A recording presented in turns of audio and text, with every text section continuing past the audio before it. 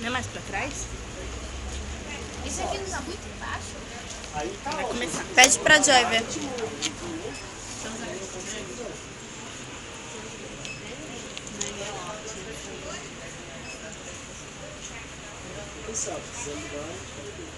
Põe aqui. Deixa eu ver. Parece que esse tá mais perto, não sei. Esse tá mais pertinho. Eu tenho que fazer o quê? Mas tá bom, porque... Aí tá ótimo, mas se quiser mudar, Tá ótimo. Pode ser? E aí, Eli? Tranquilo? Eu ia falar uma coisa, eu esqueci.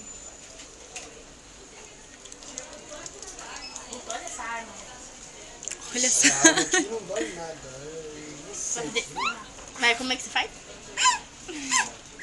Mais um cachorro. Abre o nariz, não. Tem outra arma rosa?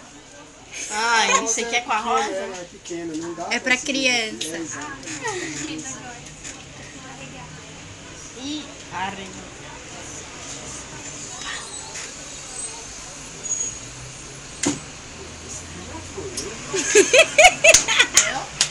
Deu uma ardidinha, viu? Ah, depois. Mas não doeu mesmo. Eita. Vai chorar?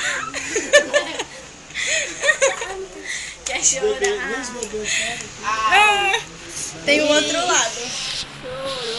Isso aqui realmente ficou mais um pouco perto. Vou pôr mais um pouco na frente, tá bom? Nossa, essa doeu. Nossa, essa doeu. Chora não. A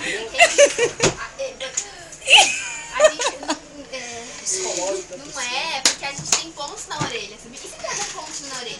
Ah, não, é a cartilagem então. Por isso que a gente não fura o terceiro furo por conta disso. É o ponto do juízo esse. Acabou? Quer furar mais? Relaxa, né? Já tá, cara, chega. Já tá viu? Hã? Do outro lado Se você for mudar pra usar outro, tem que passar 2 semanas mais ou menos, viu? Tem que passar muito. Não precisa não, só que se for tomar banho, dá uma girada. Pra não fechar. Tá, beleza.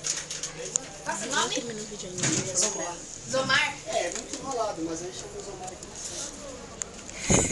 A Aline se fudeu na soleira esquerda. Ela vai chorar, para. Ela vai ficar triste.